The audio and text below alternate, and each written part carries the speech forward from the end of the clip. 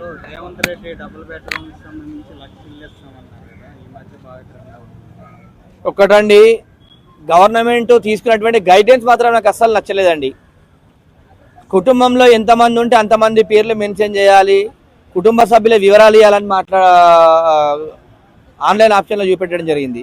ఇలా పొంగిలేటి శ్రీనివాసరెడ్డి గారికి ఒకటే చెప్తున్నా, పొంగిలేటి శ్రీనివాసరెడ్డి గారు ఇలా గుర్తుపెట్టుకోండి, భర్త చచ్చిపోయినటువంటి ఆడబిడ్డలు ఉంటారు, పెళ్ళైనాక విడాకులైనటువంటి మహిళలు ఉంటారు, అమ్మ నాన్న చనిపోయిన వాళ్ళు ఉంటారు, ఎవరైతే కుటుంబంలో ఒక్క కొడుకుండి వాళ్ళ అమ్మ నాన్న కూడా ఏదో అనుకోని పద్ధతి చనిపోయి ఉంటారు.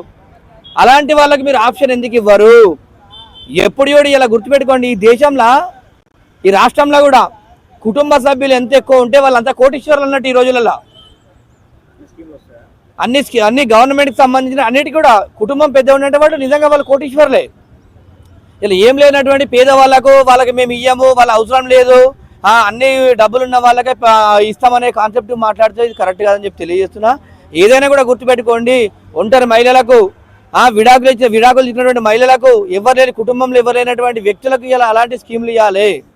ఇలా 6 లక్షల రూపాయలు పెట్టిరు, ఓకే, ఎందుకంటే మంచి ఏరియాలో గడుచురు కాబట్టి, సరే సబ్సిడీ కూడా ఇచ్చారు కాబట్టి ఓకే. కానీ ఇంత మంచి పని చేసేటప్పుడు మీరు ఇలాంటి తప్పుడు గైడ్లైన్స్, మరి మీకు కలెక్టర్లు ఏ విధంగా మీకు గైడ్లైన్స్ ఇచ్చారో నాకు అర్థం కావట్లేదు. ఐఏఎస్లు ఏదైనా కూడా ఇవన్నీ మార్చి ఎవరైతే ఉన్నటువంటి పేదవాళ్ళకు కూడా ఒక్కరున్నా కూడా వాళ్ళకు కూడా ఇస్తామనేటువంటి కాన్సెప్ట్ తీసుకొస్తే బాగుంటుంది. అదేవిధంగా 10,000 రూపాయలు తీసుకుంటున్నారు, 6 లక్షలు కట్టించుకున్నారు. సకాలంలో మీ గవర్నమెంట్ ఉన్నన్ని రోజులలో సక్రమంగా కట్టి పేద ప్రజలకు అందేయాలని చెప్పేసి నేను తెలియజేస్తున్నా.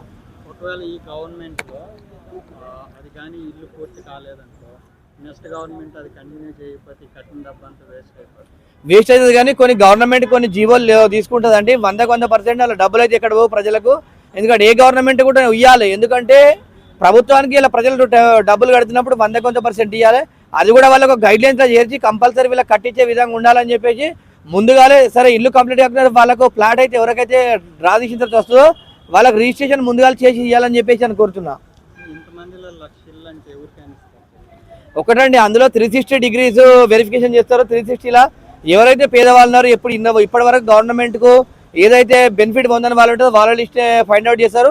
ఇంకోటి అండి, గుర్తుపెట్టుకోండి, ఈ తెలంగాణ ప్రాంతంలో ఇలా 1 రేషన్ 1 స్టేట్ 1 రేషన్ అని చెప్పి చెప్తున్నారు. ఇలా రేషన్ కార్డు ఒక ఎగ్జాంపుల్, పెళ్ళైనటువంటి ఆడబిడ్డకు ఇలా ఎగ్జాంపుల్ కరీంనగర్లో ఆమె రేషన్ కార్డులో ఆమె పేరు ఉంటుంది, వాళ్ళ భర్త హైదరాబాద్ ఉంటుంది, ఆడవాళ్ళ పేరు మీద స్కీమ్ అప్లై అయ్యాలనుకుంటున్నారు. అలాంటి వాళ్ళని కూడా రిజెక్ట్ చేస్తారా, మరి యాక్సెప్ట్ చేస్తారా?